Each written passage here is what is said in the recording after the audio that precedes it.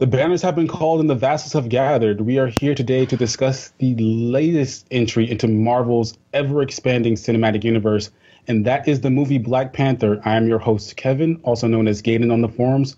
Joining me for this discussion today is... Taindana on the forums, trying to get her name in between her dogs squeaking. And Sara, DrBlood on the forums. And this is the Vassals of Kingsgrave podcast.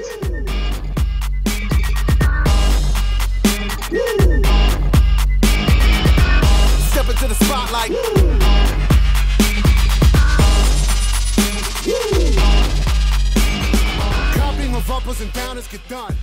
Welcome, gentle listener, to another edition of the Vassals of Kingsgrave podcast. As I said at the top, this is a discussion for Marvel's latest superhero effort, the film Black Panther. So spoilers abound for this film, and you can expect spoilers for every other film in the MCU, TV shows, comics, so on and so forth. This movie's been directed by Ryan Coogler. It stars Chadwick Boseman, Michael B. Jordan, Lupita Nyong'o, Denai Guerrera, Daniel Kaluuya, and the colonizing hobbits, Martin Freeman and Andy Serkis. As of this recording, it has grossed over $900 million worldwide, guaranteed to break the $1 million mark soon. It has been the biggest debut for a Black director ever. Ryan Coogler doesn't have a single Rotten Tomato on his record. So let's go around the horn and get ratings and reactions from everyone. As is the custom for these episodes, we're going to use a specialized rating system. So out of 5 heart-shaped herbs, tell me how you felt about this film, Dana. 4.5? 4? 4 and 1 awesome rhino. I loved it. I can't praise it enough for its prettiness and for having the best villain, I feel, in any Marvel movie. And I just struggle with words because I just want to give everyone a hug who was involved in it because they deserve it, and just praise. And even though it does have a few issues CGI wise, but anyway, that's yeah. Got it. That's a 4. Happy. What do you have to do for a 5? Blow me. Oh, fair enough. So sorry. Well, asked and answered. That's That's fair. Yeah. I guess I'm a cheaper date. I will give it 5 out of 5 heart-shaped herbs. I found it absolutely stunning, not only visually and just as an experience in the theater, but also I found it very intellectually stimulating, and I thought that it asked a lot of really complex questions in ways that I mean, we'll talk about it, but I think it was almost designed in some ways to make people uncomfortable, and it set up these questions and made the answers so elusive in such brilliant ways, but it also didn't feel preachy or didactic or anything like that. So I think that it was a mind-expanding experience in a lot of ways, stylistically and also in the way that it engaged very deftly and very very smoothly with these really, really big questions. So yeah, 5 out of 5 for sure. Yes, to me, I gave it 4 out of 5. I thought it was great. It started off just a little bit rocky for me for reasons I'll get into as we go on. But as it went on, it drew me in. It just kept getting better and better. I mean, by the end, I would have rather it had been a television show just so we can get more of Wakanda. I wanted to know more about the characters, the world itself, the mythology. Mm-hmm. And I don't think that a trilogy of movies, just 2 hours, is going to be enough. I want to live in this world for as long as I can. If I had to give it any bad criticism, it's just the CGI is really bad at some points. Ryan Coogler is a fantastic director. I mean, I'm proud of him. I'm envious of his career, but I don't think that action is his forte. Some of it's just really cheesy. It just looks like a cutscene out of a video game. But those are small criticisms compared to the story, which, like Sara, as you said, it makes you uncomfortable. It makes you ask all these really challenging questions. But you feel that the people behind it, they weren't just making this film and saying, hey, let's bring in slavery and reference systemic oppression just because we're in Africa and we have a black cast. This story is important to the people making it, and they wanted to tell the best story possible. Yeah. And it has a lot of heart in it, and I want to give it a 5 out of 5. It's my second favorite Marvel movie so far. I still have to compare it to Winter Soldier, but maybe when it comes on Blu-ray, yeah, it's great. But maybe when I get it on Blu-ray and watch them back to back, I can figure it out because, yeah, so far, this great movie. Can't wait for part 2. So I don't know if I would even get to like the movie if I got the Blu-ray. I am so looking forward to the special features, the design, and everything that went into it. I really want like some of the production people just to sit down and go like, this is everything that we took influence from, so I can learn more, because you can see so much went into it. Mm-hmm. And this is the first Marvel film that instead of coming out and talking about how pretty or funny it was, we were talking about the characters and the characters' ideas and opinions and thoughts and motives. And this is, I think, the first Marvel film that I've come out having those conversations with, which I love. It, makes you think. It felt like a very grown-up film in a lot of ways. I think that some of the other Marvel films don't. Many of the other ones don't. And I felt like Civil War was kind of a backslide where they should have been dealing with equally grown-up themes, and it kind of just felt flat and contrived. And so I really feel like this is the most adult of the MCU films to this point, and I'm excluding the TV shows from that because I think that there are things to be said in that regard with the TV shows, but just strictly in terms of the movies, I think that this one was the one that was the most deliberately thought-provoking on levels that the other ones just didn't quite get to, and may not even have been trying, I think, which is admirable that it seemed to have been such a clear vision and so clearly realized in the final product. Maybe that was some of the notes after Civil War came out, why didn't you push this further, which kind of let Black Panther, they're like, go as far as you want, because we don't want the same problem as Civil War where you touch on ideas but don't explore them. Mm-hmm. You mentioned the Wakanda and the costumes, the scenery, the background. Like, that's why I would want a television show, because there's a few brief scenes where T'Challa is walking through the city with his Dora Milaje, his Queen's Guard, or no, King's Guard, and they are exploring the city and they're just talking. You can see Wakanda in the background, but I just want more of that. I want to see every aspect of it as I can, beyond just like background action. And I'm pretty sure they're going to be, it's definitely going to get an Academy Award nomination for costume and do they do set design? For the costumes, for sure. Mm-hmm. They will snatch up a lot, and maybe not in the main Oscar run. Sorry, Sarah. No, go ahead. But the creative arts ones, I think a lot of, you'll see a lot of Black Panther in there, because I think even down to the costuming, like the first time you see, I've just forgot her name, T'Challa's mum. She's in this amazing white laser cut not pauldrons, like that amazing. It was always like a crown into her shoulders, and it was a laser cut. And they're like, oh yeah, we had laser cutting like 300 years ago. Now it's just a fashion thing instead of something that you use to create. It's like no, this is a throwaway technology. 3D printing, been there, done that. We make outfits now. Like you can, things that we consider modern are just so part of their world.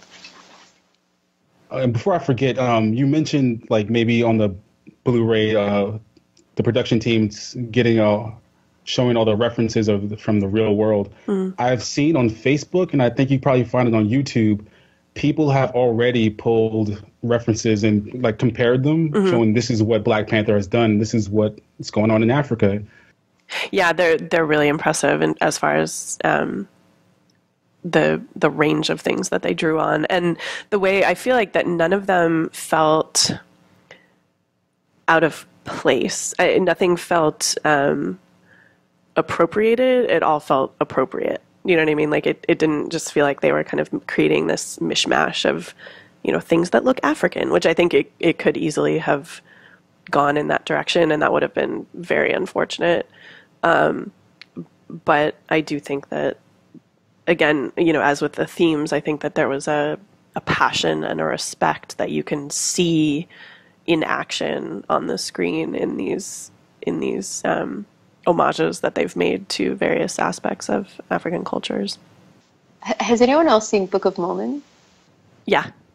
I have not. So you know the We Are Africa song? Yes. I feel like if it was poorly done, like if it was, things just felt slapdash, and with the people that they hired, it would never feel this way because they have talent. Yeah. That it would have felt like the We Are Africa song of the Marvel Cinematic Universe, and instead it felt authentic, which I love because I don't have much experience at all with that history and background. So it's, I think, a fantastic jumping off point. I can see why teachers took students to it, because with some really good references, this is a fantastic jumping off point to talk about culture and art and all these wonderful things from using something modern instead of having to go to a museum and some of the problems that come with that. And it's bright and pretty and interesting, which I loved it. I loved it so much. My eyes were so happy. My eyes were so happy for an hour and a half. I mean, I will say, just sort of by way of a disclaimer, like, I am not a scholar of African cultures, and I feel like my, saying like, oh, it looks like they really took their time and separated out the elements, and I mean, I'm happy to be corrected on that if correction is needed, but the impression that I had, especially from that, I mean, that first, where the challenge scene where T'Challa is sort of going from tribe to tribe, and they have all the representatives, they seemed very distinctive and very well thought out in a way that acknowledged the kind of fallacy of saying an African culture. Like, there is no culture of Africa. It is a series of very different, very distinct, very proud cultures that coexist on a continent, right? And so I think that the distinctiveness of the groups, now whether they combined certain elements in order to create those groups, I don't know, but I think that they were distinct enough that it never felt, like Africa, the country, which would obviously have been, inaccurate and reductive and all those things. So I appreciated the care with which it seemed to me they approached the variety of cultures within Africa, and really tried to represent them at their best, but them being the cultural aspects. And the cultures that they created as well, how different groups use the vibranium. I don't even know. Sorry, I don't have any notes in front of me right now. Sorry. But the defense force, like the perimeter, the people that look after the border. The border tribe. You didn't ever see them use vibranium until that battle scene at the very end, and you see how they used vibranium, which is as shield, and I loved it. And then as rhinos, and I loved it even more. But you just like, no, this is where a defense force, like, obviously we're using it like this, and it seemed, it made sense once I saw it, but I actually gasped a little when I saw it. I was like, no, this is how we use the technology, like, this is how we've chosen to use the technology, and every group had, every created group within that had their own way of using it. I was really, I work on folklore and mythology, and so I was really interested in the very fleeting reference to Hanuman, which struck me, and it was from the isolationist tribe with M'Baku as their leader. And when he challenges T'Challa, he says, like, all glory be to Hanuman. And I was not aware of Hanuman as a presence in African culture, and so I immediately thought like, oh, they just kind of threw in a weird. But I came home and I researched it, and in fact, there is a Hanuman presence in Africa, and I thought that was so fascinating and so insightful. Hanuman is the monkey deity that helps Rama in the Ramayana when Sita is abducted. He's a monkey. He's a magic monkey. I mean, that's painfully reductive for a really popular deity in a significant portion of the world, but he's amazing and awesome, and I love him. And but so the fact that they evoked him, and then Bast is an Egyptian deity, and I don't know. So again, those are elements that could easily have been misappropriated, but in fact they were absolutely appropriate in the context and also utilized really well. So that was just like a tiny little detail that stuck out to me because of what I do, but it taught me something too, which I really appreciated. So plus M'Baku was just awesome. Like he was one of my favorite parts of the whole film. Stole the show. Yeah. His vegetarian line just killed me. I laughed way too loudly and way too hard, like he was. But yeah. I expected he would be maybe like a secondary villain. Mm-hmm. I liked how they did a turnaround where they made a friend out of a foe and a friend turned into one. Mm-hmm. I didn't expect that to happen. But Dana, if you're familiar with the gorilla tribe in Black Panther, is M'Baku and his whole set, is that accurate to the comics? I have not read older Black Panther comics where I know he was in it quite a lot, but as almost like a villain. And he was Man-Ape, wasn't he? Which is just God. Right. But I believe they had to cut out that name and all the gorilla aspects because of racism and things of that nature. You don't want to liken him to an ape. They only say it maybe once. They call him a great gorilla, but he's never called Man-Ape. Well, and then it seems like a ceremonial title, right? Like it's an honorific. It's not like Great Lord, yeah. Which made me appreciate the vegetarian line even more, because gorillas are vegetarian. Exactly. And it's all these like little bits that they're like, oh, yeah. Hey guys, Bina here. Hi, Bina. Hey, Bina! I'm dropping in for 5 minutes before my train. Sorry, I messed up my timings. Okay, would you like to give a... Can I do 5 minutes of Black Panther hate? Yes, yeah, tell us all the things you hate about it so we can talk about it after you're gone. Pour cold water on us. Yeah. Getting too excited. Okay, I thought it was basically a film that is very important, and I think there's a lot of virtue signaling, whether conscious or unconscious, among the critics. Because when you actually look at it, it's just another Marvel film with lots of pointless action sequences, and I don't know, it just felt like very derivative to me, very derivative of The Lion King in particular. And in its middle section in Korea, which I don't know why it needed to go there, of the last Bond movie. I mean, like even like to the point of the set, like the sassy little kid sister who's basically Q. I mean, it's just very... I've just seen it, a lot of the underlying stuff when you take away the African costumes. So yeah, that's it, basically. I just felt it wasn't all that great. It wasn't terrible. It's just like the classic Marvel product. I didn't kind of go with the hype. I also kind of felt kind of a little bit pissed off. Like I watched an introduction to it with Ryan Coogler on stage, which was kind of cool. And I think maybe I was like turned off it because they were making so much of the fact that it's the Black Panther moment. And I was like, there have been black action heroes before this. There were movies like Blade. Did Wesley Snipes not have a career? Did Will Smith not have a career? Did Denzel not have a career? Are we just pretending that none of that happened? I mean, I grew up on Star Wars. Are we just going to pretend that Lando, who's a very nuanced character, just didn't exist in the Star Wars universe? And I get there's something different about having a whole bunch of black people on screen together with an African narrative set in Africa, but I just find it all problematic the way the marketing hype was done very cynically, I believe, and hugely successfully. So kudos to them for thinking of it. And I do find, I mean, Sara hinted at some of this on the forum, that Wakanda, this place that has superior technology, is now going to come and teach all the poor backward folk in Oakland how to live. I mean, isn't that just as patronizing and condescending as reverse imperialism? So I think it's a film that's hugely derivative and has some troubling politics within it. Posse out!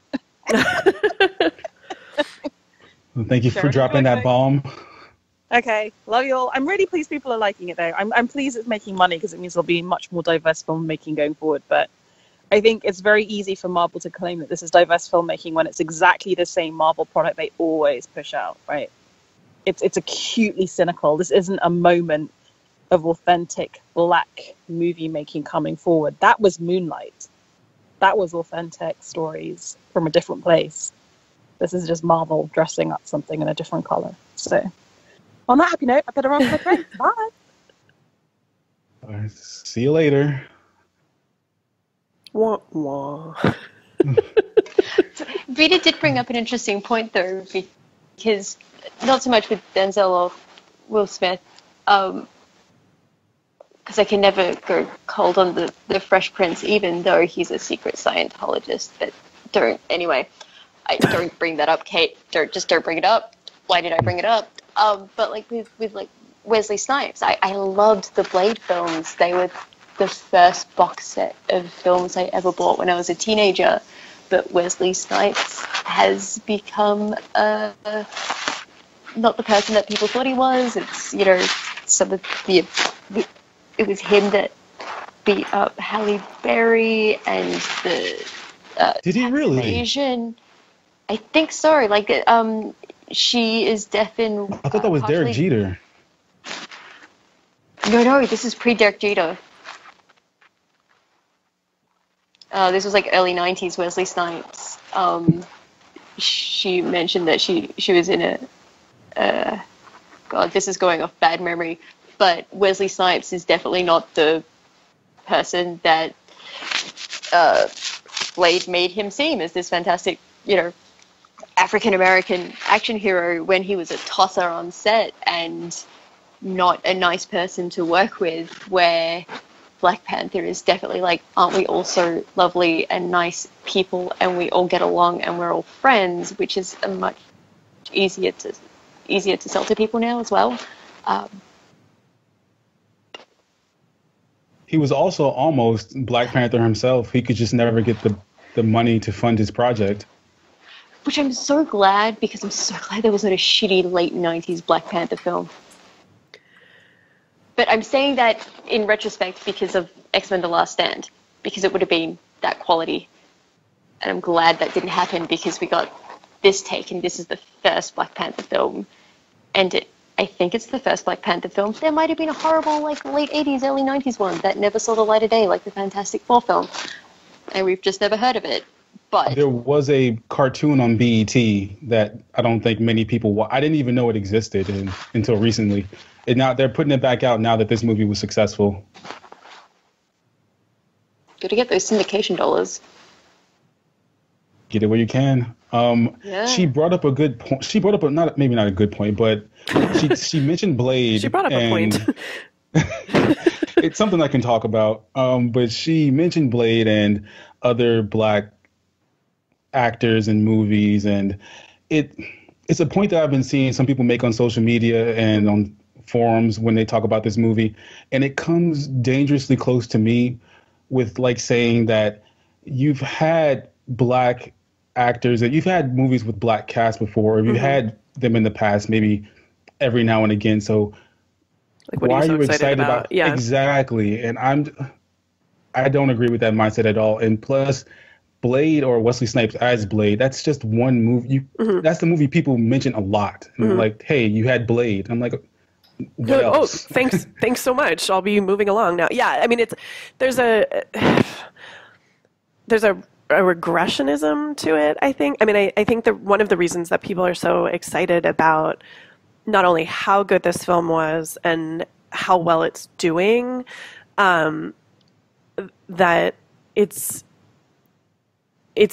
return on investment in the sense that, like, if you put care into a film and if you put forethought and if you put basically, I mean, I look at this as like progress on film, right? Like that maybe it's building on things that have come before, and that's fine, whether that be, you know, a sociocultural or racial or what have you. But the fact is that it's building, and the hope is that it's building momentum towards even greater things, right?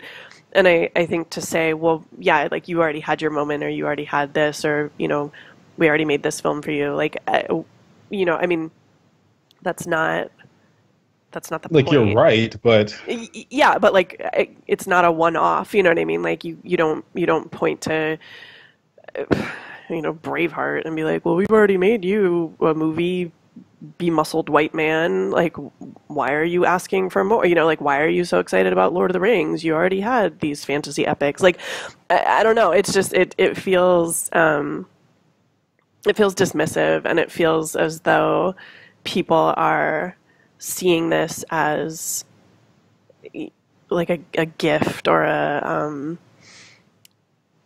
I don't know, an appeasement almost, like without the kind of like fraught nature of that term. But just, yeah, I think there's a lot more to it than that. And I think that we can either take this very cynically as, you know, oh, okay, we did this one more thing for this group of people to enjoy, or you can take it very hopefully as, you know, this is another sign of emerging voices and building momentum towards, you know, a more diverse cinematic world, or, you know, artistic universe more generally, in the same way that, or in a comparable way that Wonder Woman was, right? Where like, well, you've had movies with women in them before, you know, what about Red Sonja? Yeah. And you're like, what? You know, I was gonna make that point, yeah. Yeah, where it's not, the point before is Wonder not Woman, that. we had Xena.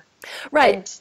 So like, why aren't you happy? There's a Why aren't you happy with Xena? very, And it's like, well, very large gap. And yeah, not just this film, but yeah, like other blockbusters that people are surprised by, like Wonder Woman and stuff. Because the flip side of it would have been if this hadn't done well, or if Wonder Woman hadn't done well, and I'm like, well, no more movies with women at the helm. Like, I guess people don't want that. And I mean, are they ever going to say that about like a Superman, you know, Batman versus Superman? Like, no more movies with the white guy at the, you know, like. Oh God, I No. wish they did. I wish they did. You know what I mean? Like, yeah, it's they've done it before with Elektra and Catwoman. They'll do it again. They just need one reason to just say nope, no more funding. How about just no more bad movies? Like, you know, that wasn't Elektra's fault. It was it was not a good movie. A bad story. Like, yeah. But even within the Marvel Cinematic Universe, they decided to resurrect the Peter Parker storyline instead of giving us like Miles Morales. Within Disney and Star Wars, they decided to give us a solo film, which I'm not excited about, instead of giving me the Lando film with Donald Glover, which I would watch all the time, every day for the rest of my life, because it would be Donald Glover's Lando, and it's good casting anyway. Yeah. But the Miles Morales film I'm getting is an animated film that's coming out at the end of this year. That's just Welcome to the Spideyverse, which just means he's one of many Spider-Man. And nothing against Tom Holland, but we had Peter Parker, and Tobey Maguire did a great job, and I really would have loved him coming back as Peter Parker, the old superhero, passing it on to Miles Morales. Yes. You know, blending the Ultimate Universe with the regular MCU. I would have loved that, but we still got Tom Holland, and we're getting only an animated Miles Morales film, and we're getting a solo film instead of a Lando film. Tom Holland is so adorable, though. I really can't hate him. I just want to like squish him and tell him that I'm also really excited he's Spider-Man. I mean, I see why, like, your point is valid, but I just adore watching how much fun he has in that role, like, just independent of all the other. It does make me sad that I'm an asshole, but I still would have loved Miles Morales, because I've seen Peter Parker, I've seen Tobey Maguire do it, and Andrew Garfield. There's Or are we pretending those don't exist? I actually had forgotten those had existed. I was pointedly ignoring them. Yeah. Kevin, what do you do to me? I'm so sorry, but yeah, we've had so many Peter Parkers. I think it would have been a bold move if in Civil War, when he pulls off his mask, it's this half black, half Latino kid. And I don't need for him to be a black character. I don't ask for that to happen. But I think it would have been an interesting storytelling choice to go with Miles, even because we've seen so much of Peter Parker for so long. Sure. And that doesn't mean he doesn't exist in this world. Just have him be the veteran Spider-Man that comes in later on for Infinity War. Oh, it would have even made sense in Civil War, because you could have brought back the original idea of superhero registration and Peter Parker standing up with Tony Stark and saying, well, I am/was Spider-Man, and that would have been a big fucking deal. Yeah. Instead of showing like Tom Holland in the trailer, if I had walked into a cinema and fuck me, there is Tobey Maguire on there and he's being Peter Parker, but there's a young Spider-Man out there and he rips off his mask and he's Miles Morales, I think I might have wet my pants in excitement. I would not have been prepared for that. Black Panther shows they can go that way. Is it they can. Morales? Was that? Yeah, Miles Morales. Yeah. Sorry, I mispronounce everything. Maybe we should get into Killmonger's origins. Killmonger. Oh, Killmonger. Yes. I do read fantasy, but not as much as I should. And I know the hidden heir trope is a big thing. You know, R plus L equals J. Mm-hmm. I feel, is this like the first time we get a character that's like a black character who discovers he is, you know, an heir to this like the vibranium throne? He's a prince. And it just makes me sad that is a legit sex toy, I feel. The vibranium throne. Oh my god. I thought you were talking about Michael B. Jordan. Yeah, well. But no, yeah, it just made me sad that he's living this fantasy story that we read about a lot in fantasy books, that, you know, this farm boy or a kid from a peasant, someone in lower class, discovers his royal lineage. And that was him running around in Oakland. He had this destiny for him, and it wasn't something that he aspired to and achieved, and he became the king and ruled justly. It filled him with hatred and anger. And I don't know, as a kid that grew up in the projects, similar to his situation, and reading fantasy books and having those hidden kings, I'm like, oh man, you lived that life I read about in books, and it didn't work out for you. Well, I mean, I think one of the particularly stunning things about that is how, I mean, because I think one of the complaints that I've seen about the film is that feels a little bit too on point. Like, as you're saying, that hidden prince trope is something that's very, very common in fantasy, but they actually hang a lantern on it during their final fight scene when he says, like, you know, who am I, this kid who grew up believing in this fairy story? And I think that is just one of the ways that they make him such a poignant figure, because, as you say, he did have this ultimate kind of fantasy out of the life of suffering that he had and loss. And I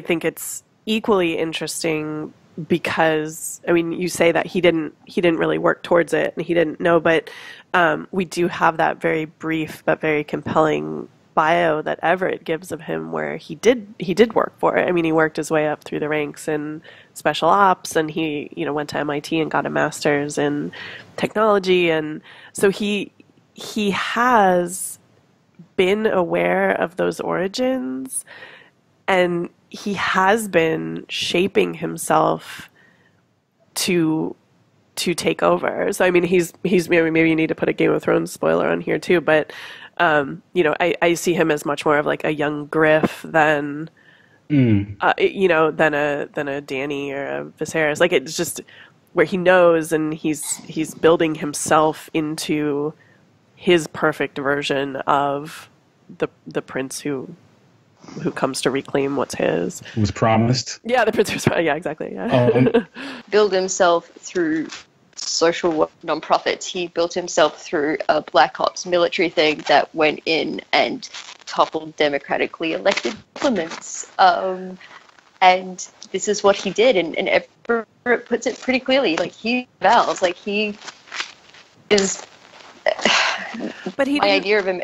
He didn't seek that out. He followed that path because it was the most powerful one available to him. Like, if you are going to topple a regime, train with the best people who topple regimes. I mean, like Everett says specifically, he's using tactics that we taught him.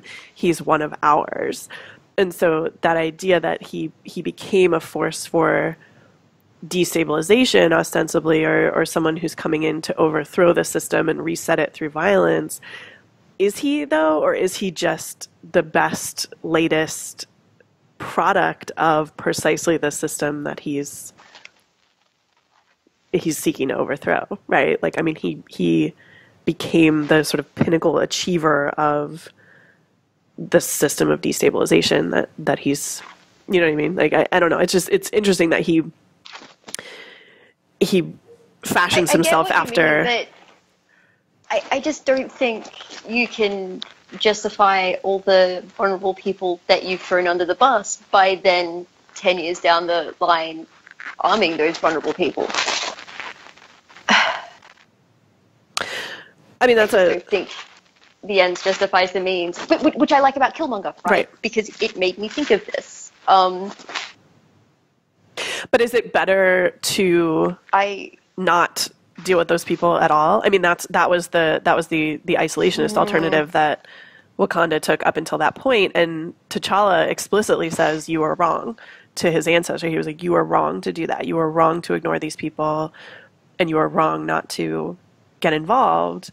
But then at what point does involvement become interference and overthrow? Because arguably when the CIA goes in to destabilize and overthrow a government the way that Killmonger is, they're doing it because there's something about that government that they find offensive or problematic, right? And it's just a best case scenario that it would be like a human rights violation that we're seeking to quote unquote correct. But who decides? And I think that those are all questions that the characters, those two characters, T'Challa and Killmonger together embody, but neither one of them is on a clear-cut, like, right or wrong side. Like, neither one of their solutions is satisfactory. And I think that's like a deeply destabilizing message that this film has that I found absolutely fascinating.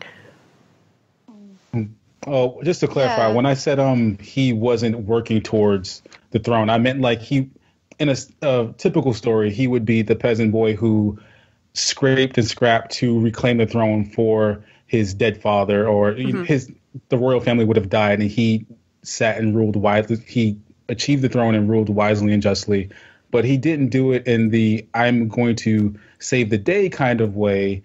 His way was, well, he wanted to save the day, but it wasn't by good means. It was just by slaughtering people that he viewed as enemies. So it's like someone, it's more so the Blackfires than the Targaryens, if you get what I mean.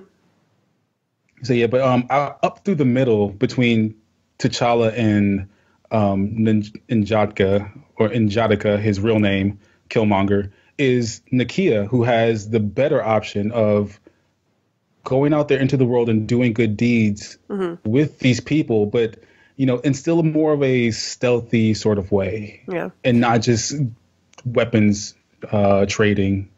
Oh, it made me so uncomfortable that the satisfactory exchange for her interference with Boko Haram's sex trafficking was like urban outreach in Oakland. Like the one-to-one substitution that they set up for those two things was really, like, I don't know. I don't even know what it says exactly, but I think it's important that it was set up that way, because she says originally, she's like, I can't stay with you because I have a mission here and I have to finish it. And then he's like, I think I know how you can, fulfill your mission and stay with me. And then the answer was, yeah, like a youth center in Oakland. I'm like, that is not the same as what she was doing before. Like, there is no, but I don't know. It like I said, I think there's a lot that's very destabilizing and very these juxtapositions that this film makes over and over again, like very, very insistently about, well, what about this? And you're like, well, that's bad. And you're like, but it's like, do you remember that scene from The Simpsons where he gets the free froyo and they're like, that's good. And then he's like, but it's loaded with trans fats. That's bad. But it comes with free sprinkles. That's good. And so like, that's what have benefited from being a TV show. Sure. Oh, what was your question? You know how Killmonger focuses on the idea of slaves throwing themselves off slave ships as the ultimate sign of rebellion, instead of the idea of slaves creating family as the ultimate sign of rebellion. I found that really interesting because I find colonial or pre-Civil War American history fascinating. Thank you, Ken Burns. I didn't know I was interested in this. Thank you.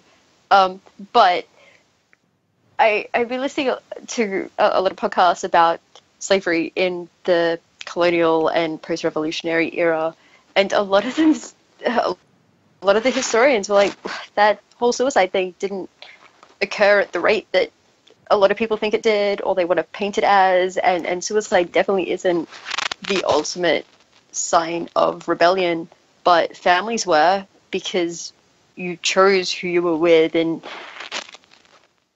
to be with, like to be married and to choose not to have children, which we can see in the records, it is a very big sign of rebellion. And I'm not sure I follow.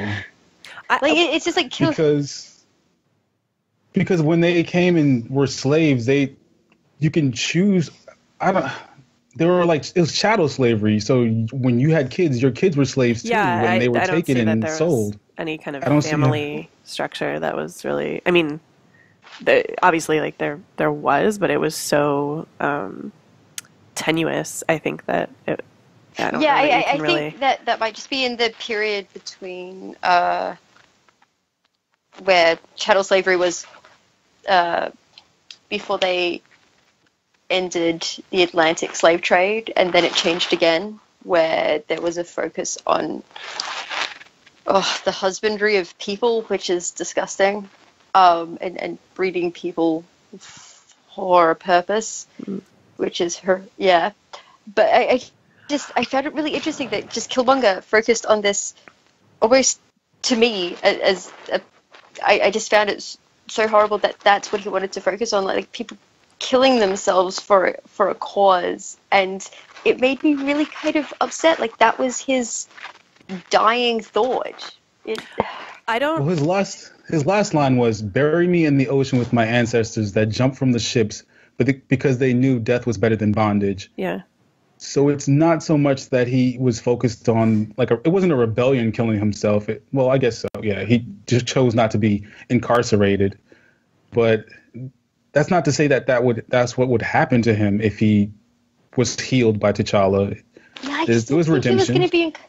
I thought there was going to be a redemption arc. Maybe that's why it upset me so much, because I spent that last little period thinking that there was going to be this wonderful redemption arc, and it didn't happen. And I don't think it was meant to be an act of rebellion. I think his death was more to make the point that, or to underscore the fact that so many other people died because they didn't have a choice, right? I mean, it's a weird way to say it, but I think that where he says like, we can still heal you, and he's like, for what? You didn't save any of these other people, you didn't heal any of these other people, you didn't keep any of these other people safe. And part of my reading of that is coming from the lyrics of the soundtrack single, that I argue is 100% about Killmonger and not about T'Challa at all, or even about Black Panther. But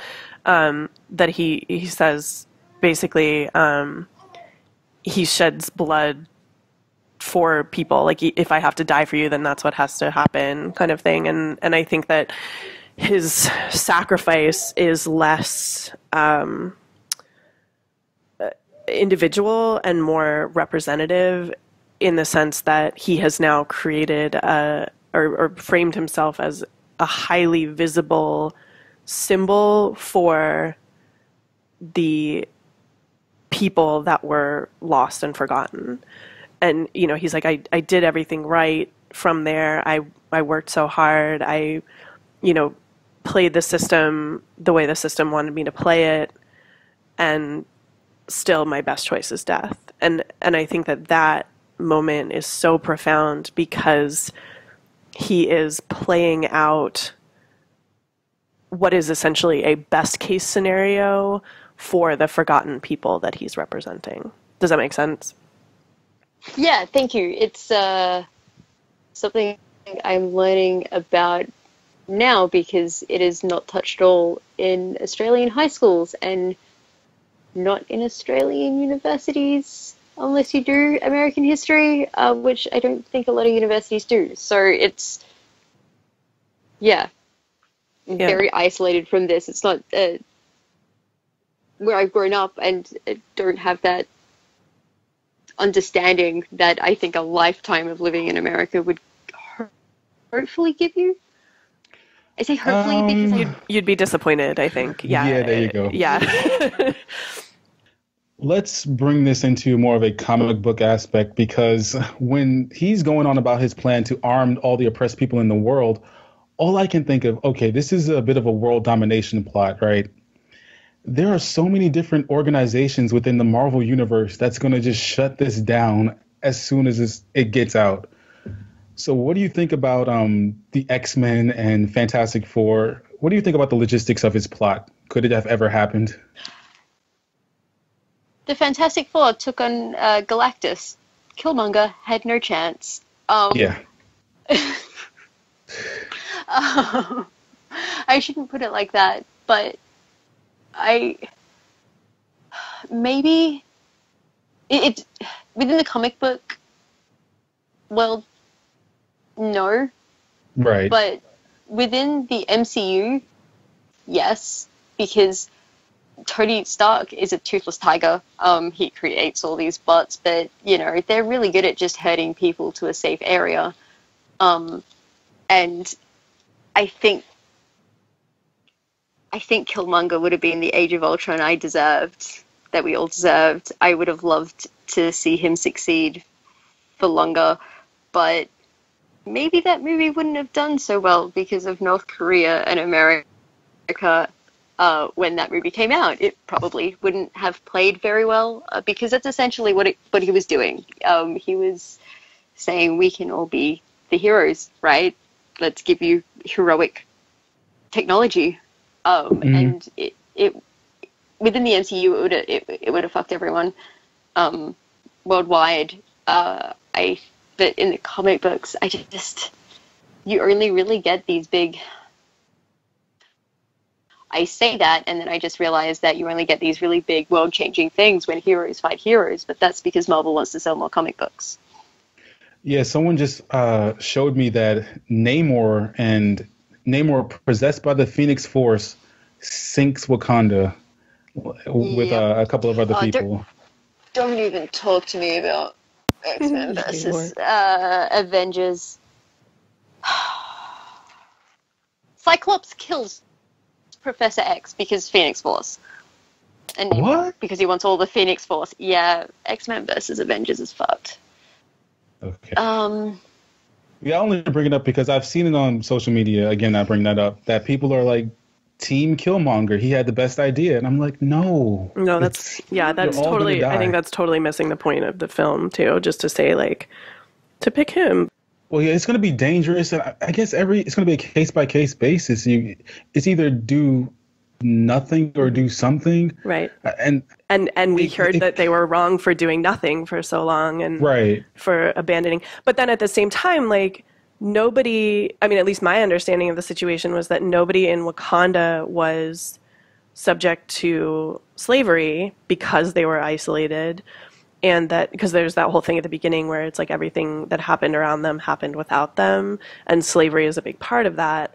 And then the only direct Wakandan descendant in Oakland was Killmonger, right? And so by what connection, on one hand, are they entitled to dictate what goes on in Oakland, or in a more benevolent sense, by what mechanism are they responsible specifically for African Americans, right? Because like there is no familial relationship the way that there was with Eric, because they were so isolationist. You know what I mean? Like, so at what point That's what made me uncomfortable, because it kind of reminded me of some arguments people make where, and I won't dwell too much on this, Sure. but when, you know, something happens in New York and people are like, hey, we need to fight injustice here. And then you hear someone says, but why don't you take responsibility for Chicago? You know, Mm-hmm. It just feels. Well, and then Yeah. I mean, it's the back and forth between, you know, domestic and foreign aid too, right? Where you say like, okay, well, we want to send money to help this country that's having this, you know, crisis X, Y, and Z, or we want to send troops, or we want to send whatever. And then the response to people who reject that kind of global interaction is to say like, well, we should take care of our people at home first. But then, you know, what's the gauge for, you know, how much is too much before we get involved, or for whom are we responsible and on what grounds? And then at what point does responsibility become interference or colonization? Or, right, I mean, I think that these are all things that were revealed in the film to be on a very gray spectrum, Right. that shifts very easily from one extreme to the other, neither of which is particularly desirable, right? And that you know, you can point to any best case scenario and immediately undercut it with these very big but very possible complications from any side.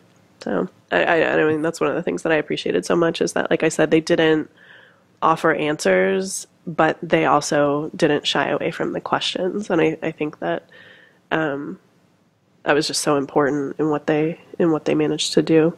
Yeah, because 1 minute you're Captain America, the first Avenger, and then the next you're Captain America or Steve Rogers, the war criminal. It all just depends on what's happening at any given time. So there's going to be no perfect answer to their answer to offering aid to Oakland.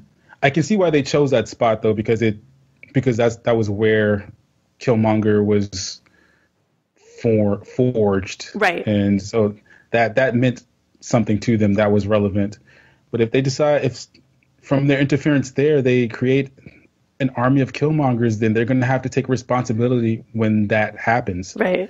Or would it be from their failure to interfere there that they would perpetuate the creation of you know, I mean, like that's the, like, do we make it worse by interfering, or do we make it worse by leaving it alone? And I think the answer is yes to both of those, which is right, yeah, a kind of awful double bind.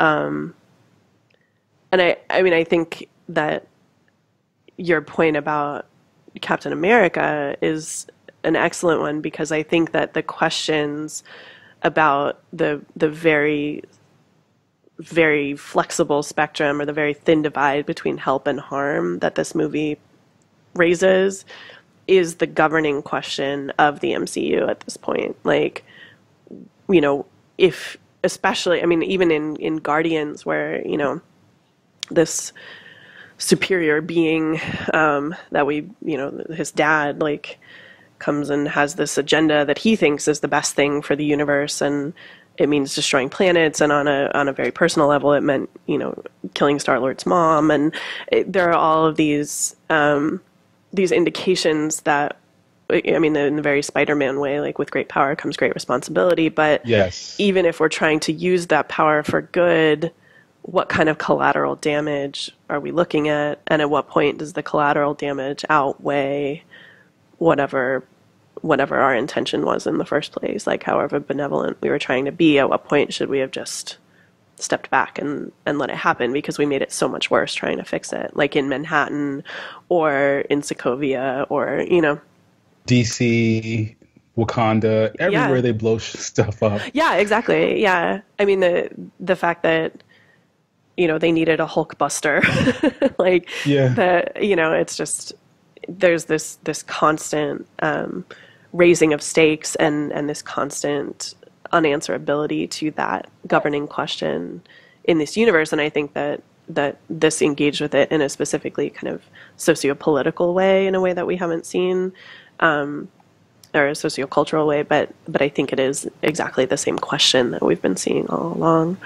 But that's why this movie's so great, because I don't think I would have walked out of Ant-Man to have a discussion like this. Right. No, absolutely. Yeah. Yes. Yeah. At what point is too small? You know, at what point is small too small? At what point is big too big? But yeah, I have a few like back to basics questions, if that's all right. That's fine. So the only pop culture reference that I got was the Grace Jones reference, but that's because I live in my own little Aussie bubble. Sure. But did they purposely choose 1992 California because of the Rodney King LA riots? Like, because I saw that and I'm like, is it meant to? But I was the only one of my friends that knew that. But that's because I've watched O.J. Simpson documentaries. The People versus O.J. Simpson, is that the one? Yeah.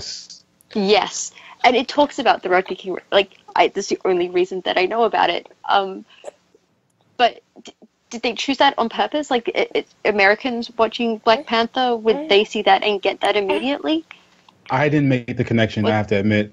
I mean, I think the early 90s, particularly on the coasts, like in New York and the urban coast, so like New York and LA and DC to a certain extent, I think that the racial issue was very inflamed at this point, and that's not to suggest that, you know, we're in a post-racial world and all those things have been resolved, but especially as it was represented in popular culture, and I'm thinking specifically of like Law and Order episodes from the early 90s, like almost all of them were about race relations in New York, and particularly the black-white relations, you know, and sort of gentrification and all of those very vexed issues that came violently to a head in things like the riots after Rodney King and stuff like that. So I think that, you know, those issues still exist, but there was a sociocultural and particularly like a creative emphasis on those during that period because of incidents like that. So is Oakland like that now? Like they painted a pretty piss poor picture of Oakland in the modern MCU. I mean, I grew up in Brooklyn in a similar environment, and it hit a nostalgia chord with me when I saw the milk crate as a basketball hoop. Oh yeah, I was like, yeah, we had that in the back. Yeah, like DC still has areas like that. You know, I mean, I think it just depends. I mean, there's a time that like the gang culture was really starting to get like widely publicized, and there was a lot of hand wringing over, you know, East Coast, West Coast. Yeah, I mean, and I know all of that. I know that. Yeah, ish.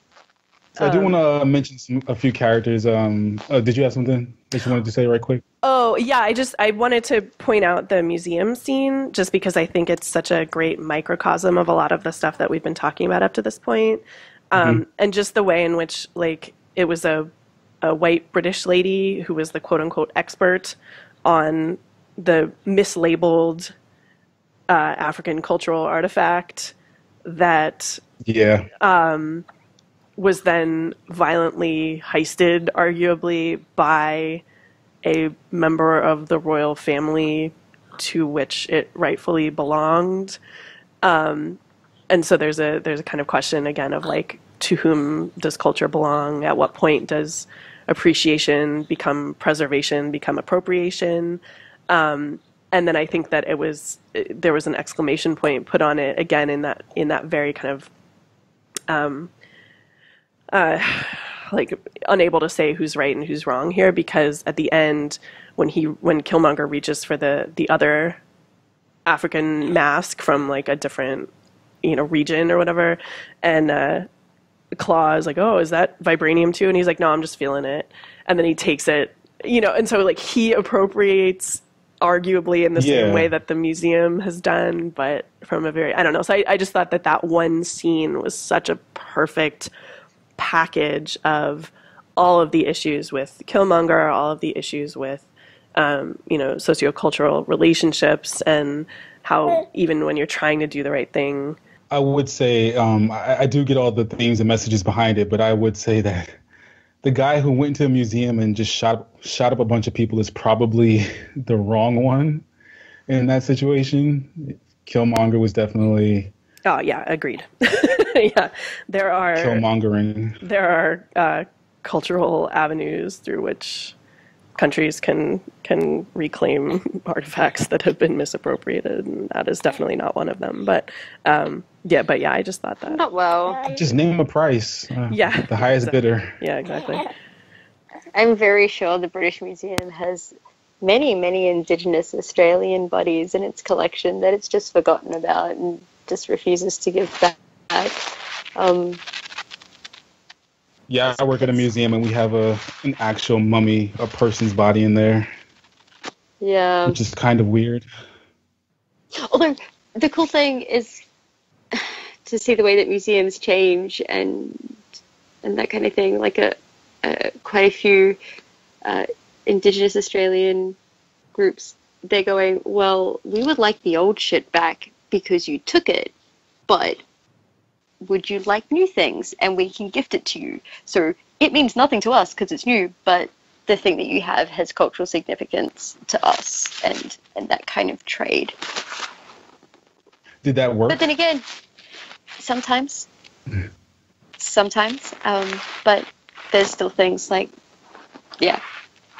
I did find that point just fascinating because it's been a small topic in Australia, I think last year and the year before, because there was going to be an Indigenous artifacts, there was an Indigenous artifacts exhibition over East, and some of the artifacts came from the British Museum, including two shields that were collected by James Cook the first time he met an Indigenous Australian. So it's like legit the first thing ever stolen.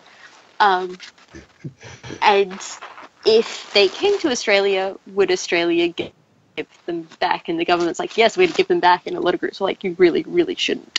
And then actually going to England and seeing where just other smaller things like sketches and all that kind of thing, where they're just kind of shoved in the corner of a museum and no one cares about them. But if they were here, they would be treasured. And it does raise questions like who should have artifacts, if they're going to be more treasured elsewhere or be put in places where more people will see them, which is...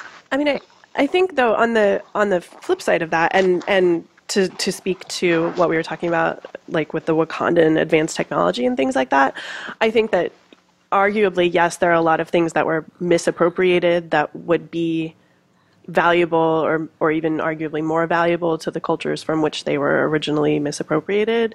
But I also think that there are, in these, like the British Museum or the Smithsonian, there are technological capabilities for preservation, protection, and restoration that are often not available to the cultures for whom these artifacts would be so valuable. So the very ironic thing is that in removing them from their original context, they're arguably better protected.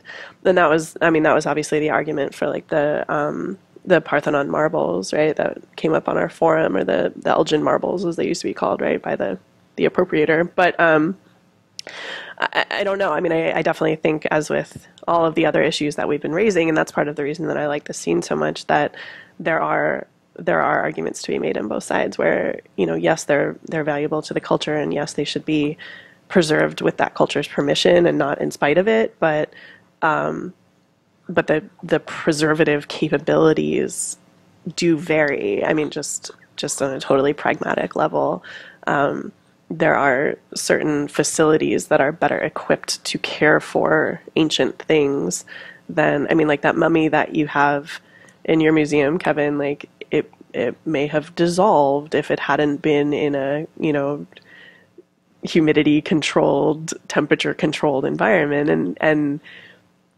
would that have been better. I don't know, you know. Yeah, so. he's halfway there already. So. Aw. But that's a good point. Because vibranium, what I've read from the Wikipedia, it has radiation, and Oh no. the mound that was created from the meteor that struck, being around it created mutations in people, and like the first Black Panther was created to fight those mutations. So maybe it would be a good idea to send that back to Wakanda, because it's going to turn the museum visitors into, like, I don't know, horned head, three-eyed demons. Whoa. Yeah, so that's a good argument for like the culture being better equipped to deal with the artifact than a foreign institution. The baby agrees. Yes, he confers. He's pro museum culture. But I do we didn't mention Okoye and Shuri in any depth, so I want to hear you guys' thoughts on those characters. I thought Ben Whishaw would be my favorite Q because he's so adorable, but Shuri just dunked all over him. Blubber. I'm very looking forward. I'm going to say it and I'm going to jinx it and it's not going to happen. I look forward to her being Black Panther, but I also look forward to Bucky Barnes being Captain America, and then I look forward to Falcon being Captain America, and it didn't happen. So Shuri will never be Black Panther. I guarantee there will be a scene where she actually puts on the suit, even if she doesn't eat the heart-shaped herb. Because if Pepper Potts can do it, why not Shuri? Well, they also hinted that she was going to challenge him in the thing, which I thought was awesome. Like, it was such a throwaway moment, but when everybody's like, oh, and she was like, I challenge that this is uncomfortable and I want to get out of here, you know, and it was just like, oh, shocking, you know, that. Yeah, she was delightful. Okoye, that Denai Guerrera from The Walking Dead. Mm-hmm. Oh my goodness. Which I did not realize. Intense. She was very, they're both intense characters in different ways, and I just like how she also had that little bit of, she had a funny side as well, with her wig, throwing it in the guy's face, and how she stopped the rhino just offering up a cheek, like, you're not going to hurt me. Yeah, that was awesome.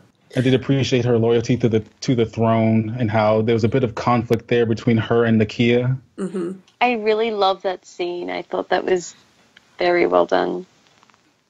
Like, just very well acted. Because, God, how torn up she was. She knew the right person wasn't on the throne, but continuity, you've got to keep it going. Yeah. You know, it's all duty and honor. That we're used to talking about that. Sure. The Song of Ice and Fire heads. Yeah. She's the King's Guard. Yeah. The loyalty is to the throne and not the... But she's like Sir Duncan the Tall, or maybe Aemon the Dragon Knight level of, like, King's Guard. Yeah. Definitely not a Meryn Trant. Nope. She is, like, top tier. All-timers. Off the Dane level. Yeah. Or, I mean, Barristan Selmy, really, right? Because he had... That's what I was, Yeah. He had that because regime. she puts up with it until she can't anymore, and then she's like, you know what, I gotta go. I can't do this. I just love that whole dynamic. And I read one review that had this kind of throwaway thing where it said, you know, the idea that women are given equal share in this culture, and they were like, which of course also puts it in the realm of fantasy. And I'm like, oh, that hurt a little bit. But it was really very moving for me to see the power and the nobility and the absolute respect of the female figures, and especially the female soldiers in the Sun. Like, I really enjoyed that. Just, I don't know, I found it very moving. And one of the things that this article I was reading, I can't remember where I saw it, but also pointed out was that there was significantly less toxic masculinity in this because T'Challa was so surrounded by female figures, and it was very interesting to see the way in which a very powerful, and it wasn't a matriarchy either, which made it that much more interesting, because it wasn't just that, like, the women were in charge and the men weren't. It was a king completely supported by a female power structure, both technologically and militarily, and I found that very fascinating, the way that they did that. Yeah, there's women on his council, women on his King's Guard is made of women. You have his sister who creates his weapons. She's a crazy, off the wall, somewhat not Americanized, but a fan of our culture. Sure. And I do like that part where they are going to the gorilla kingdom, and there's just a brief moment. It's after Nakia steals the heart-shaped herb, and she's with Ramona and Shiri, and also Ross. And there's this part where Ramona says, "You should eat the herb, and you should become get the powers of the Black Panther, and lead us to get the throne back." And I was like, hey, that's a good point, because I think in another movie they would never consider saying, "Here, have a woman eat this herb, and be the hero." But she has a valid reason for not doing it. But I appreciated that they even just took a few seconds to say that. Yeah, absolutely, and that it was coming from, the mother of, or the female family of the man who's just been slaughtered in battle, right? That there's a dimension of continuity among the women that you don't see among the male line, and I appreciated that as well. And I loved Claw. I'm a little biased. Oh, sorry. Oh, my God. I'm a little bit biased when it comes to Angela Bassett, because every time... It's Angela Bassett, isn't it? Yes. Yes, yeah. I was like, Angelica? Nope, it's fine. Angela Bassett, because ever since, is it What's Love Got to Do with It, where she played Tina Turner, I have a small habit of sniveling every time she's on scene, because she's very good, and it's just yeah, I'm very biased when it comes to actors. Like, some can just make me cry with very, very minimal abilities, and there was a few times, especially after the presumed death of T'Challa. But yeah, Andy Serkis, like, he just loves playing a bad guy. He just enjoyed that way too much. Michael B. Jordan? No, Andy Serkis. Yeah. Yeah, Claw. Oh, okay. Yeah.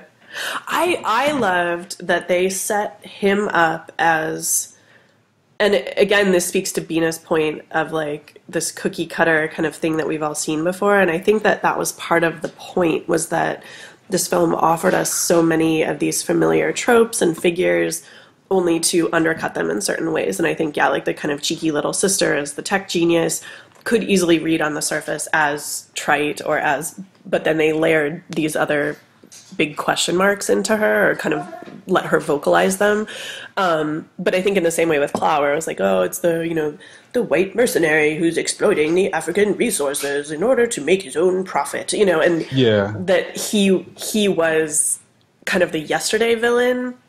But at least I, as a viewer, like, so readily accepted that, like, oh, damn, this mercenary is at it again, right? That it really was a big reveal for me that Killmonger was, because I didn't know the Black Panther storyline at all from the comics. So, that he's, like, roped this guy into helping him, and isn't he awful exploiting this indigenous, blood diamond type stuff. And he even very passingly mentions going back to Johannesburg, right? Or Johannesburg, and saying, like, oh, when I get back to Joburg, like, blah, blah, blah. So he is set up as this very stereotypical kind of, like, yesterday villain. And then immediately, again, those expectations are undercut by the much more complex investment that Killmonger actually has in what he's doing. Like, it's not just profiteering, it's not just exploitation. There is a personal stake that he has that this much more antiquated, I guess, in a lot of ways, and much more stereotypical, white mercenary didn't have and could never have. So I applaud them for that as well, because he was so enjoyable, and then also ultimately, like, almost irrelevant, because he was just the ticket in. You know what I mean? Like, I don't know. It was very cool. Yeah, and Eric was able to manipulate him. I loved it. Like, he'd been playing him for what seems like years, and yeah, people were pointing that out as a potential plot hole that I couldn't totally resolve for myself. That, like, why would he have played such a long game with Claw? Like, why not just kill him and offer his body? Like, why do the heist and then set up the buy and then set up the capture and then rescue him and then kill him. And I wondered if you guys had any like theories on that. I can't make heads or tails of it because it seemed I just didn't get why they were friends. Really, it didn't seem like he needed him to know where Wakanda was, which is what I thought in the beginning. Right? Yeah. Like so maybe he just wanted to learn. Was involved with Eric's dad. Yeah, and it's like Daenerys and Barristan. Like she just wanted to know, or he wanted a source for like who he was learning about who he was. I mean, is that? I'll tell you the truth about your father. Yeah, exactly. Yeah, off screen.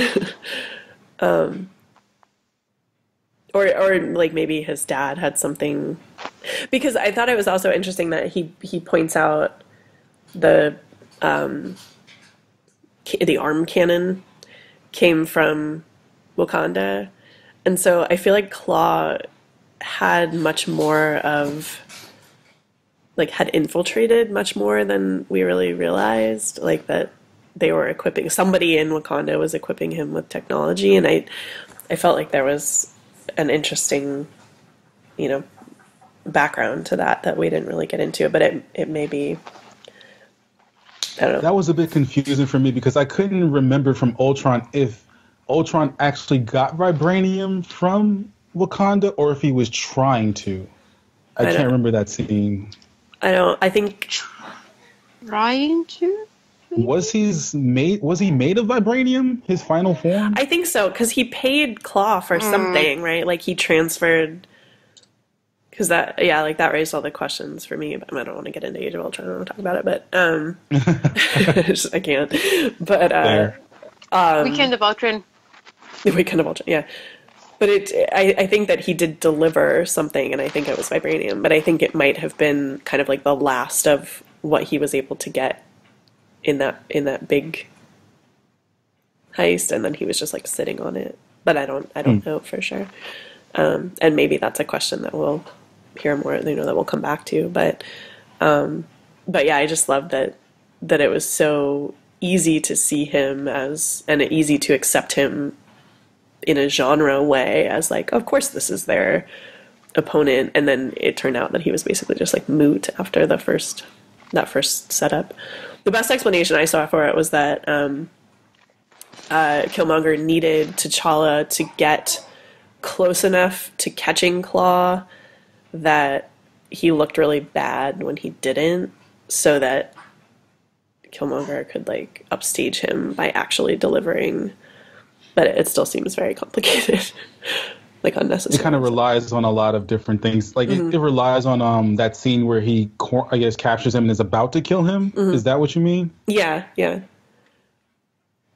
T'Challa is about to take Claw back in custody, and then they break him out because they don't want him to be able to do that. And then that's what makes W'Kabi so angry, is that like he failed again to bring him back.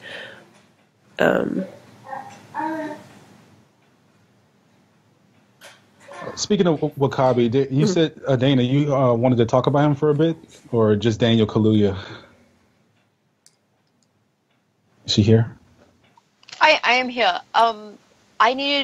I just felt like his character needed more for the stakes to actually feel high. And there were really good times where his frustration was well acted, and he's like, your father promised it all the time, and you're just like, your father, like, I will never get not retribution, revenge, justice for his parents dying. It's 3 a.m. Sorry, my words are bad. At the best times, they're gone now.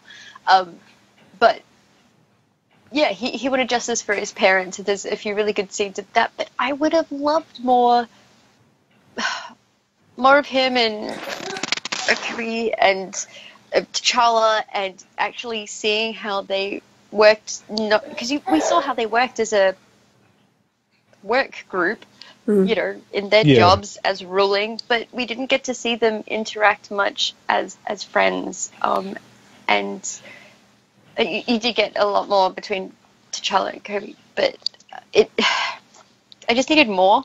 I guess that's where a TV series would have been really good, because it would have set it up a lot more. I think that way lies heartbreak, though. I feel like it would either, to be fully realized enough, it would be almost untenable as a TV show, and then I think any kind of watered down version would just be a disappointment from as spectacular as the film was, like as it literally like filled with spectacle. But so remember, like in Phase 1 Marvel films, you got things like that little Agent Carter short and Lizzie Chaplin and her deadbeat partner with the weapons from New York and all that kind of thing. I would have really loved one of Wakandan expats just being like, yeah, we'll make you a boom cannon thing on your arm.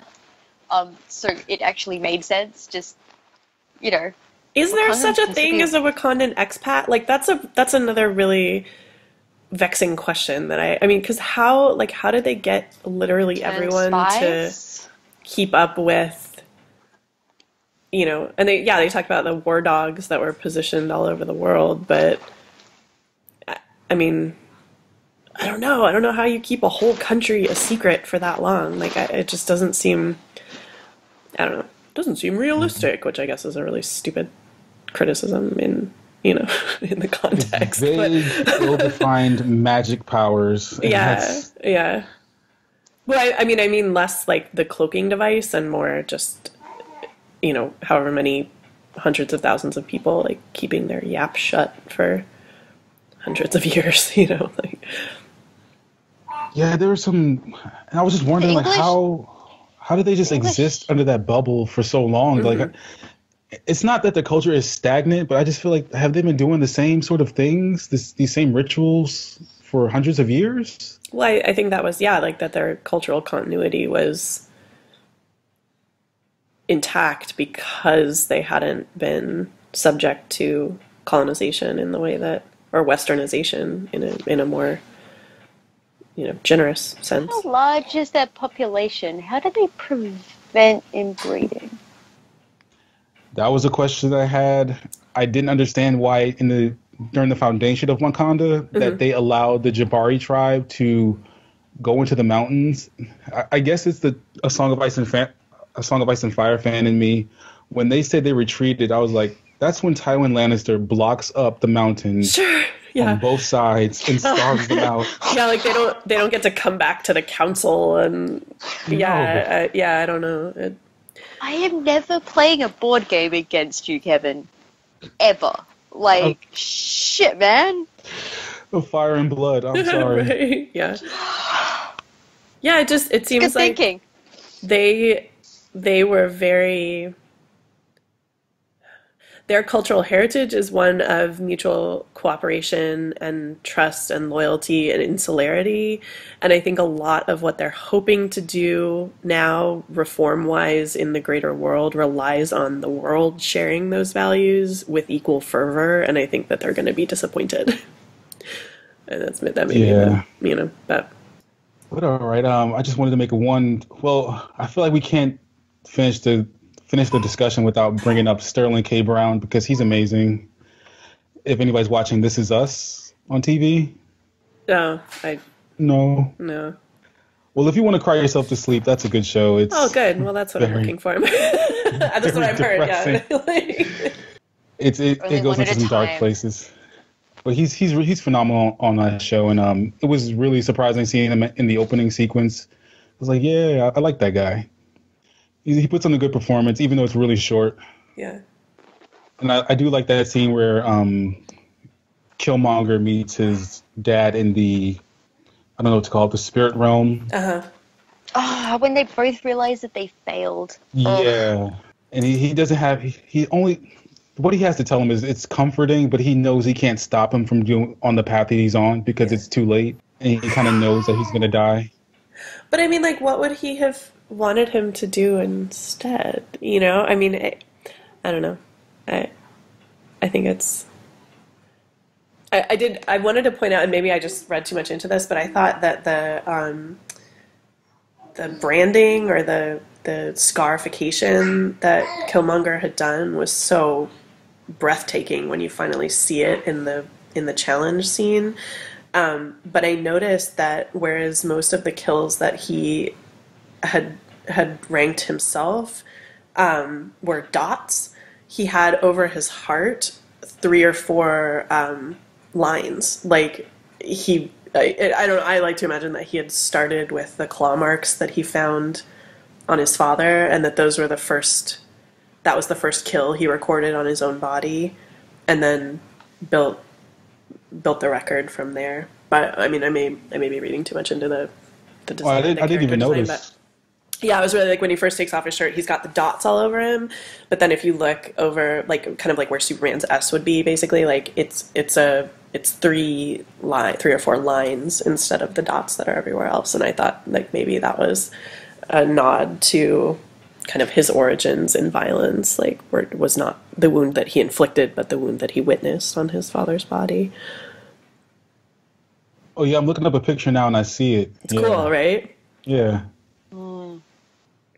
I just thought, I have no idea how they do keloid scarring like that and make it look flexible like skin without doing it individually, but I'm very sure they did do it individually. I'm sure they did too. Amazing. Yeah.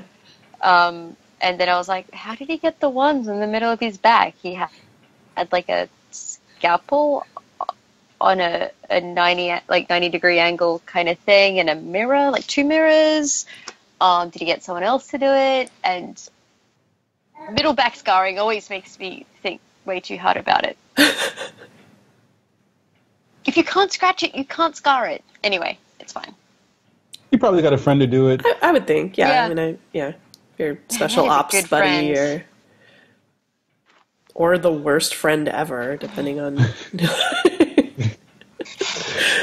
Let me scratch your back. Yeah, exactly. Wait, you just wanted a dot? I'm so sorry, I drew a dick. My bad. One other thing. The final battle, I guess this will be the final point, but I enjoyed the levity in this because it's necessary, I guess, to keep from crying because of how deep the story goes in places.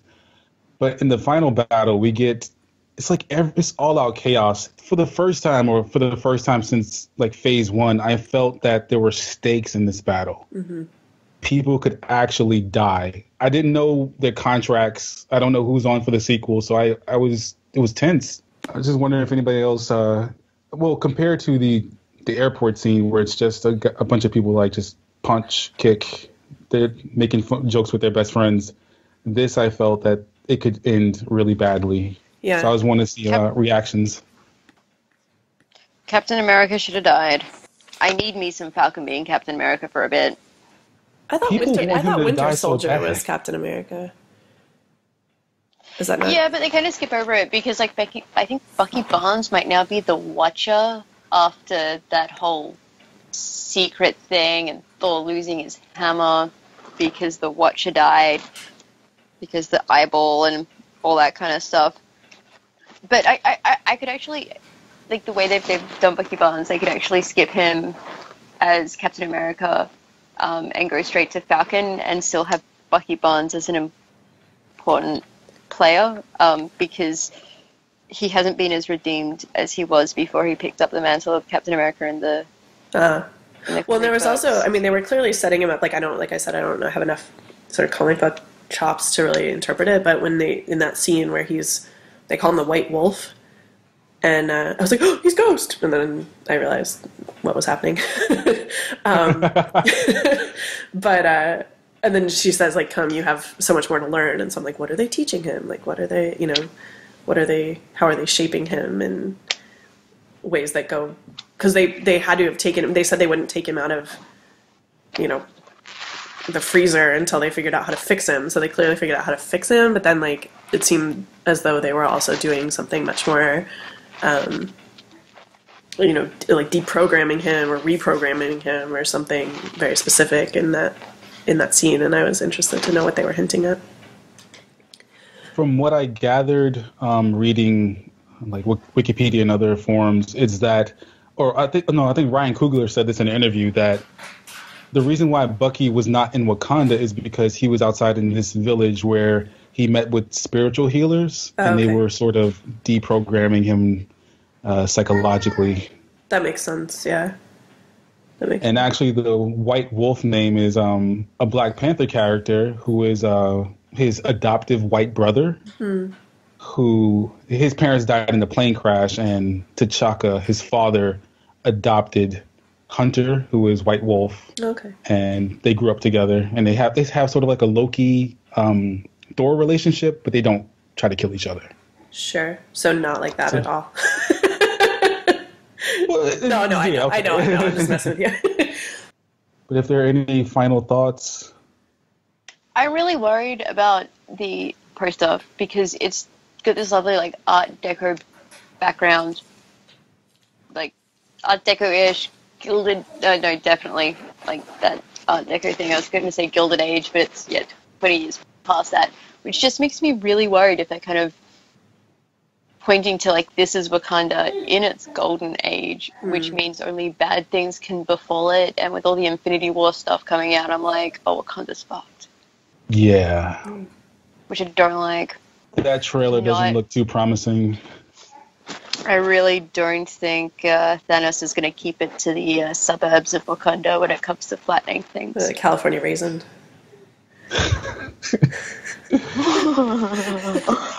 That raisin wants an affinity gem. Oh yeah, so vibranium as being the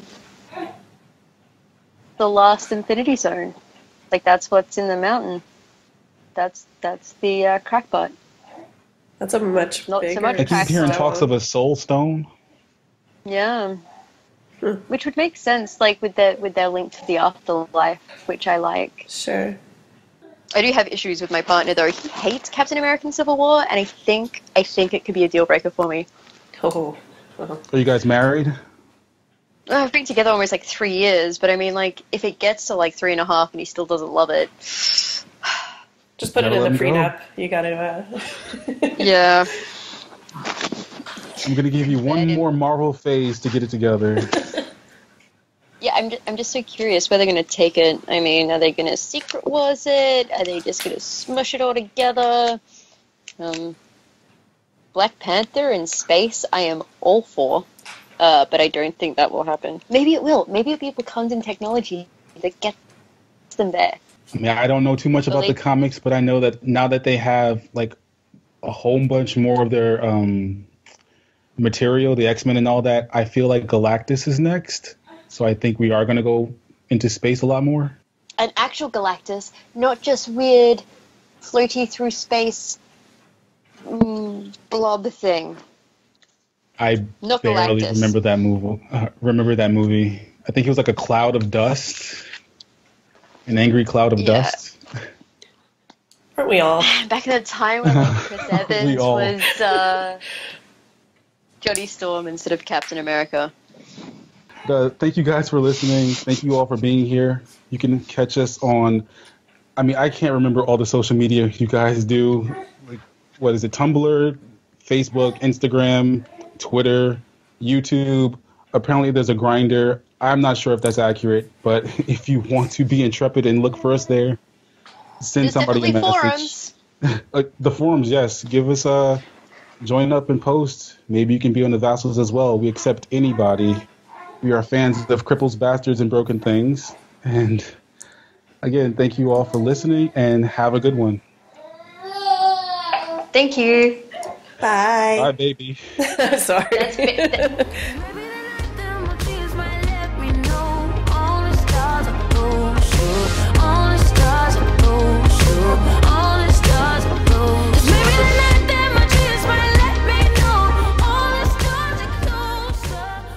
Welcome, gentle listener, to another edition. Amber rocks on the forums. Ha ha ha.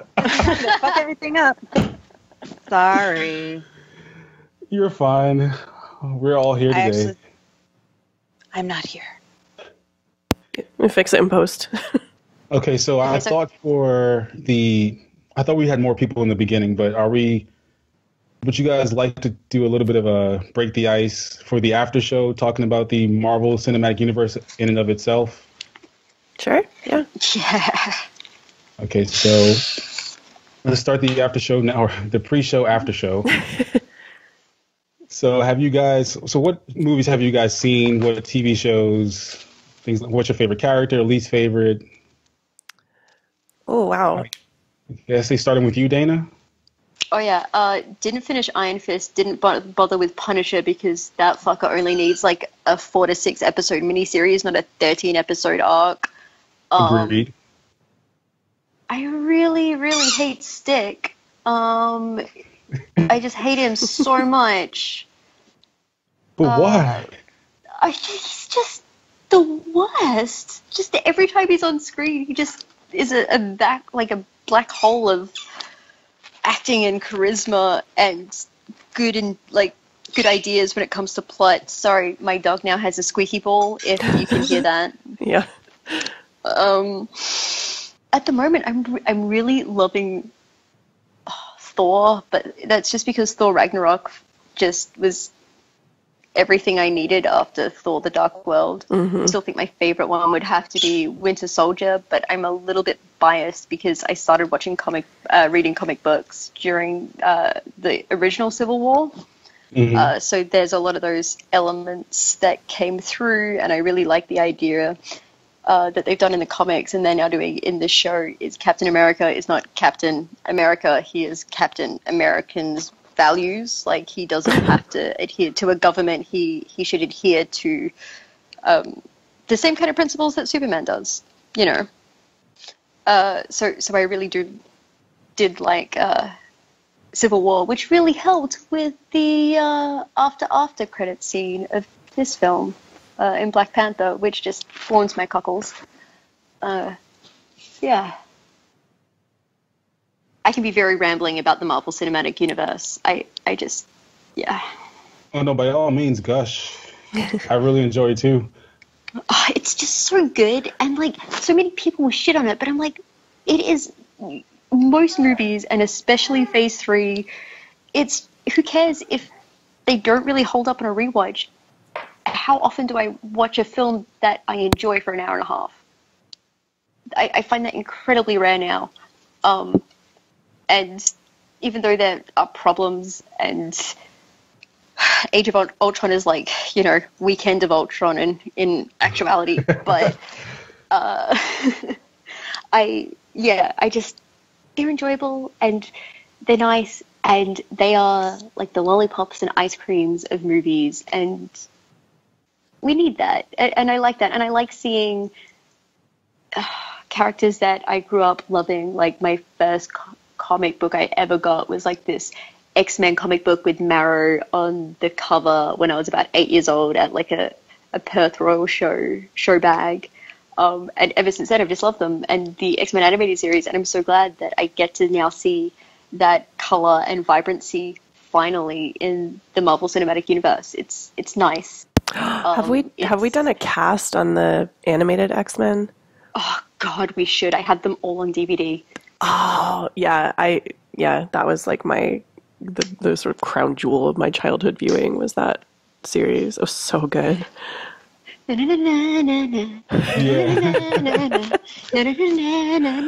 Well, it was so dark too. Like that and Batman the Animated Series were both like real. Like they didn't sugarcoat any of the material, which I always thought was really awesome. Yeah, I think I was really lucky. I was born in '89, and the Batman animated series started in '91, and the X-Men animated series started in '94. So the animated series I grew up with were really these top tier animations that I really struggle to find anything that I can compare it to now. That is so watchable for both children and adults. Yeah, I'm like, I really enjoy the MCU, mostly from a technical standpoint. Like nothing this vast has been done before. So it's just impressive how they can make all of these movies weave together with these TV shows on different platforms. Nothing has been done like this before. So that's why I'm really drawn into it, to see how far they can push this creative effort. Yeah, it's just really interesting. Well, one of the other things that makes the the scale of it so admirable is that they manage, as you say, to interweave everything, but everything also has its own standalone kind of flavor to it, right? Like you would never watch a Guardians film and think that you're watching Ant-Man. You know what I mean? Like everything has its own tone and its own kind of even like color palette, which I thought they overdid a little bit with when, you know, like Jessica Jones is always blue and Luke Cage is always yellow, and they I don't know, that got a little bit weird when they all came together, but it's, I don't know, it's admirable that they can keep them so separate but yet also have them integrate so seamlessly. And they learn from their mistakes as well. They fired Edgar Wright for Ant-Man, which they really shouldn't have done, because the best parts of Ant-Man are, you're like, oh, you have just used his script, especially when it comes to Michael Pena doing the stories. Like, that is Edgar Wright down to a T. And they learned from that mistake of letting him go, and they were just like, Taika Waititi, do whatever you want. Mm-hmm. And it reinvigorated Thor. It made people excited for Thor, which I really liked. But I grew up on Home and Away, so I'm a little bit biased because Chris Hemsworth is literally Adonis. I think I'm one of the few people that did not like Thor Ragnarok. Really? Why? Yeah. My podcast turns against me. No. We'll forgive it. This is more curiosity than anything else. Yeah. For the subject matter that it had, like for the plot, Ragnarok, I expected it to be just a little bit more serious, like this movie was. And they were just constantly wisecracking. I was like, your whole society, the only thing you know is being destroyed right in front of you. Stop making jokes. There's too much levity, but I didn't hate it. I wasn't disappointed. I mean, I was disappointed when I left, but I didn't hate it as a bad film. If the context had been different, would you have enjoyed it? Like if it hadn't been such a high stakes framework to begin with, would you have enjoyed it just as, you know, like The Adventures of Thor or Thor in Space? Or would you have enjoyed it more if they marketed it as Thor in Planet Hulk? Yeah, if it had a different plot, a different context where there wasn't so much at stake and it was just this random villain that wasn't, because there's a little bit of the colonization aspect in that as well. It has some weighty topics in the background, but it just doesn't use them well as this movie does. Mm-hmm. So if it was just them on that prison planet, just having gladiator fights, punching each other, sure, why not? Yeah. Make all the jokes you want.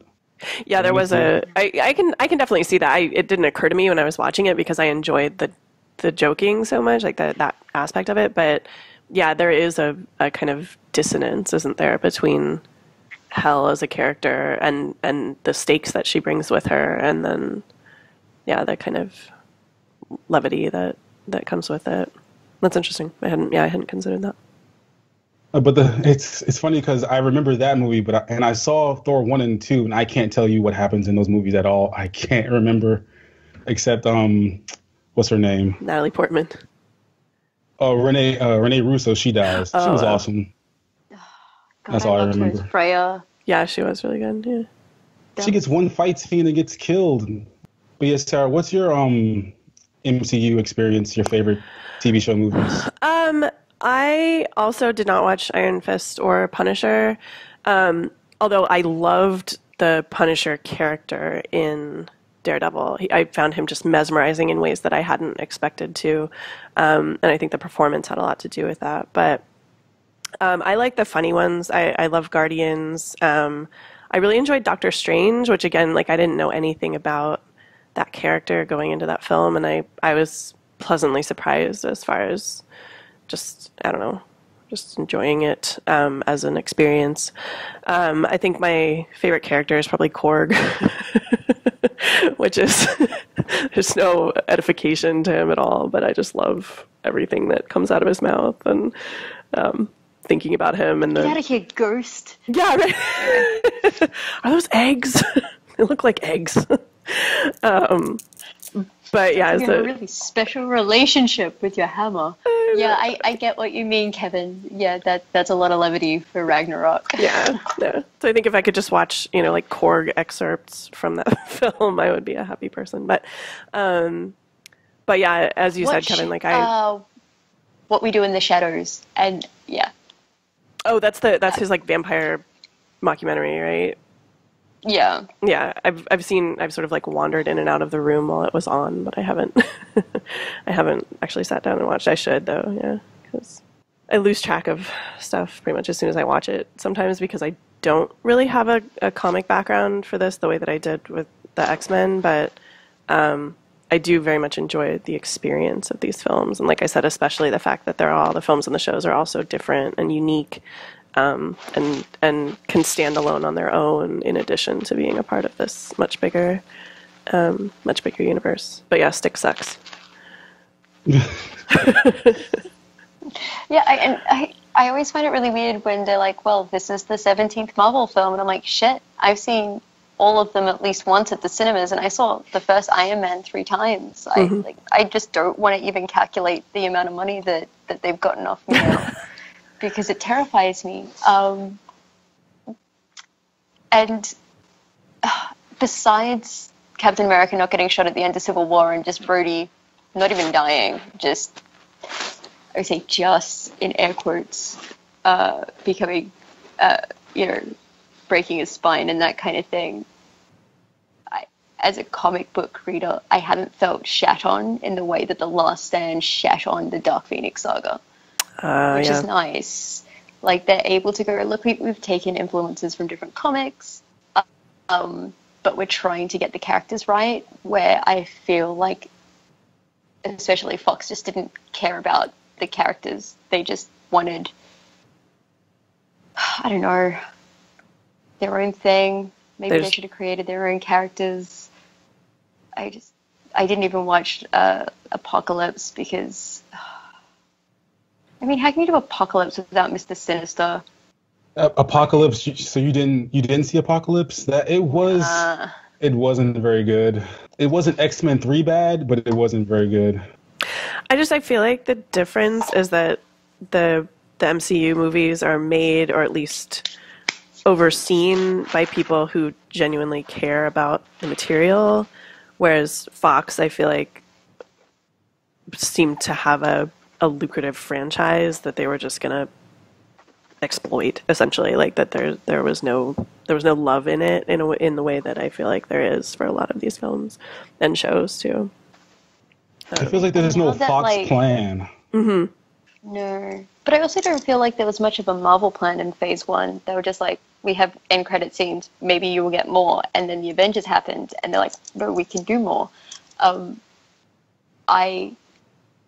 I'm really glad that Marvel are getting some of the rights back to Fox things, because I need T'Challa and Storm to end up together for a little bit. I just need it. I just need it so bad, because they were married in the comics, and it's delightful because Storm is wonderful. Yeah.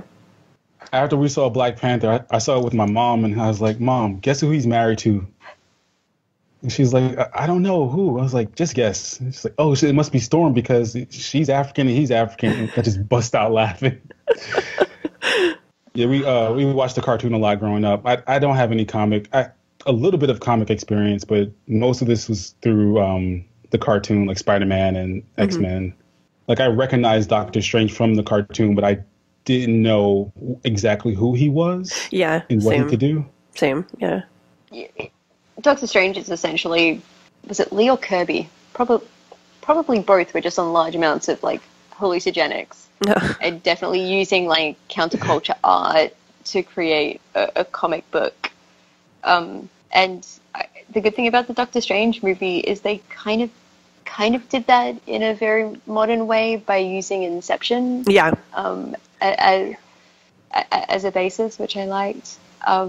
But I'm so glad I got to see Wakanda on screen. I've wanted to see it so much, and yeah, there wasn't as many flying cars as I would have liked, but there was so many other glorious good bits that I just never thought I'd see Wakanda, and it's there on screen, and I figured we might get Black Panther one day, but to see Wakanda is a really big deal. Yeah. As a comic book nerd, a very white Australian female comic book nerd, so it's not really aimed at me, but I can understand why very much a big deal for many, many other people. Sure. As well, because it's not something you see on screen ever. I just thought it would be too sci-fi and too African to ever show on cinema. It's a great movie. So yeah, we should probably get into the actual main episode now. So this will end our pre-show after show.